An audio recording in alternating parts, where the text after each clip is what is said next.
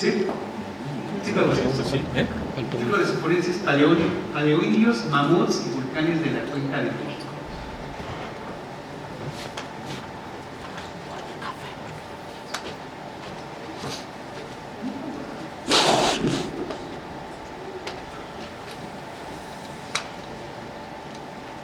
¿Pueden dar una para atrás?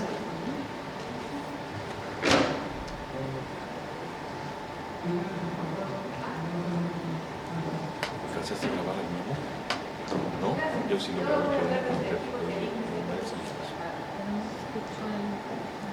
Bueno, lo que voy a hacer hoy es tratar de introducirlos.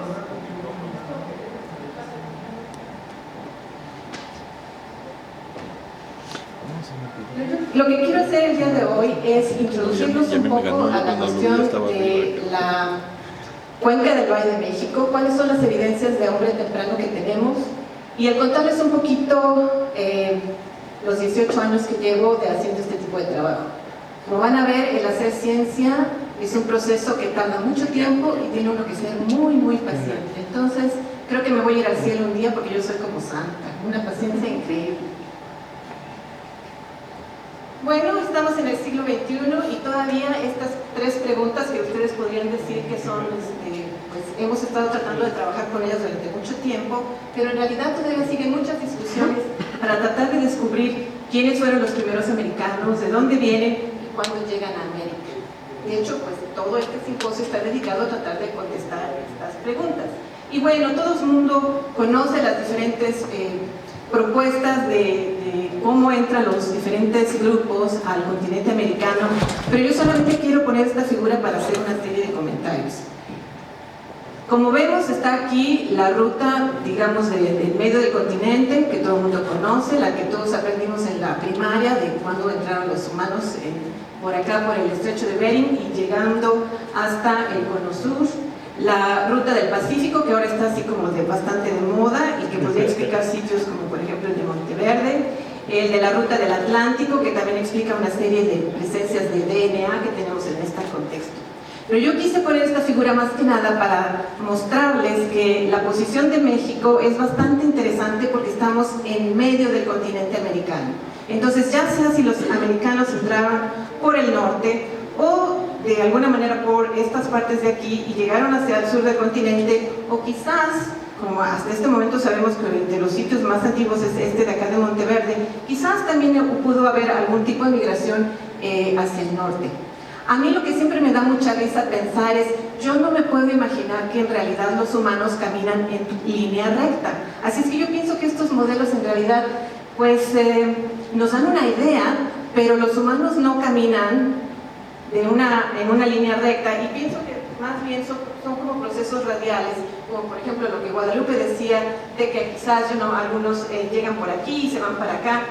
En realidad estos simplemente son modelos, pero lo que tenemos que conocer es los tiempos en los que se encuentran diferentes grupos, el tipo de tecnología que tenían, etc. Entonces, de alguna manera yo he tratado cuando yo empecé hace más o menos 20 años, había muchísima información en la parte de Norteamérica, había bastante información también para la parte del cono sur, pero México era prácticamente un hoyo negro, no se tenía ninguna información, y en realidad tenemos muy poca información de la parte de América Central también. Entonces un poco este trabajo ha sido tratar de llenar ese hoyo negro que se tenía. Y bueno, yo debo confesar que yo simplemente soy una geóloga, pero me dedico a las cuestiones del cuaternario, y hace 18 años, de pura casualidad, me encontré con este libro que se llama La Prehistoria de México, producido por Luisa Veleira Arroyo de Anda, que es uno de mis héroes, y este libro fue producido en 1950. Entonces yo lo que hice fue abrir este libro, me puse a leerlo, y me empecé a dar cuenta que había una serie de sitios, una serie de esqueletos humanos que no estaban estudiados de una manera detallada. Entonces, por esta razón, fue que empezamos, José Concepción Jiménez y yo, con este proyecto, que yo pienso que es un proyecto que nunca se va a acabar. Ya llevo 18 años en él y seguimos trabajando, y yo me imagino que me voy a morir y voy a seguir trabajando en él, porque estas cosas nunca se acaban. Pero en realidad, bueno, el proyecto se llama Proyecto Humanos Tempranos en México, Nuevos Enfoques para Viejas Preguntas, porque como les digo, muchos de estos sitios se conocen ya de hace muchos años, pero hemos tratado de enfocarlos desde un punto de vista científico y tratar de atacarlos de una manera más coordinada. Entonces empezamos principalmente estudiando, en primer lugar, la colección de humanos precerámicos, que son 27 esqueletos que están aquí en el Museo de Antropología, y nosotros sabíamos que por la posición estratigráfica de cuando se encontraron, se tenía uno la idea de que eran de alguna manera antiguos. Entonces, por esta razón, lo primero que hicimos fue una campaña bastante grande y obtuvimos dinero de parte del gobierno inglés para hacer 40 fechamientos en estos humanos tempranos junto con ejemplares de megafauna. Y yo en ese tiempo, de una manera muy simplista, yo pensé, uy, con esto nos vamos a acabar el tema, vamos a hacer maravillas, pero para mi horror, después de que mandé yo estas 40 muestras, solo tuvimos resultados en 5 ejemplares de esqueletos humanos. El director del museo, del laboratorio de radiocarbono en Oxford, me mandó llamar y me dijo, a ver, Silvia, ¿cómo es posible que, bueno, muchos de estos esqueletos que nos mandaste no tuvieron colágeno suficiente como para obtener resultados de carbono 14, pero los 5 que obtuviste están fantásticos? ¿Me puedes decir y explicar, por favor, por qué unos no funcionan y unos de tus esqueletos están fabulosos? Y le dije, bueno, espérate, déjame pensar una semana y te vuelvo a contestar. Entonces, por esa razón, yo empecé a pensar, bueno, no es nada más el que están los esqueletos ahí, muy bien, ya se excavaron, están. ¿Cuál es el contexto en el que se encontraron estos esqueletos? ¿En qué tipo de materiales se encontraron? ¿Son sedimentos del lago? ¿Son cenizas volcánicas? ¿O qué? Y en especial a mí me interesaba conocer cuáles eran los que nos estaban dando resultados, porque obviamente queríamos saber cuáles son las condiciones que están dando buena preservación. Entonces, bueno, empezamos a estudiar esta colección, hicimos fechamientos, algunos se pudieron fechar directamente con carbono 14, otros los hemos fechado ya sea por series de uranio, midiendo las concentraciones de uranio que están presentes en los huesos, o algunas veces simplemente viendo en qué capas de ceniza se encuentran y podemos de una manera indirecta darles unos fechamientos también. José Concepción ha hecho muchísimo estudio con la cuestión de craniometría, y entonces yo dije, bueno, a ver, estos 27 sitios, ¿dónde están? ¿Qué tipo de estratigrafía tienen? Porque a mí lo que me interesaba era ver por qué están bien preservados y también el reconstruir las condiciones paleoclimáticas cuando estos esqueletos vivían y se encontraban haciendo sus actividades. Entonces, bueno, estos son los 5 primeros ejemplares que fechamos. Esto fue publicado en 2003. Y para nuestra sorpresa, nosotros tenemos aquí el cráneo de la mujer del Peñón con una edad de 12.755, el cráneo del hombre de Tlapacoya con 12.200, Texcal 7.480, San Vicente Chicoloapan 4.400 y el hombre de Tepexpan, que nos dio una fecha de 2.000 años, lo cual fue un shock porque según esto, por la posición estratigráfica debería de ser un cráneo de aproximadamente 10.000 años y nos estaba dando esta fecha. Así es que empezamos a hacer unos estudios químicos más detallados y lo que descubrimos es que sí, tiene 2000 años de acuerdo con la fecha de radiocarbono, pero esta es una fecha que está contaminada con material moderno. En otras palabras, esta es una fecha que no es confiable. Y eso me enseñó a mí una cosa: el hecho de que ustedes encuentren una fecha de carbono 14 no significa en realidad que esa sea la edad real. Tienen que tener cuidado porque puede estar contaminado con material moderno, con material más antiguo, etc. Entonces, por esa razón también fue necesario tratar de entender la formación de los sitios para ver si la estratigrafía realmente estaba de acuerdo con estos fechamientos que estábamos encontrando.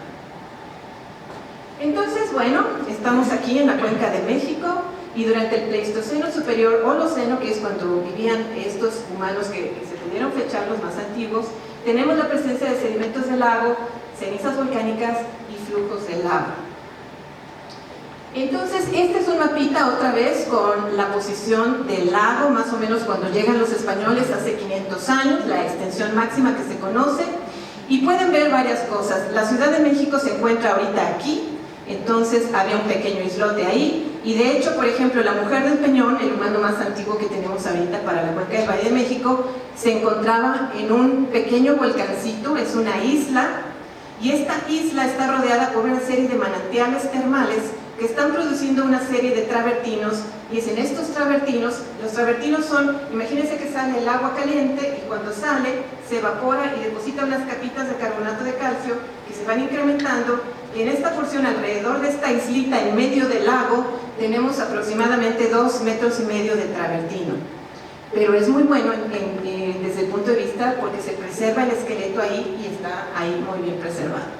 Entonces tenemos aquí en verde los sitios que hemos excavado, y debo confesar que hemos estado haciendo estos estudios de geoarqueología por los últimos 18 años y digo, pero ¿cómo es posible que el tiempo se pase tan rápido y que esté yo aquí parada y que me haya pasado yo tanto tiempo?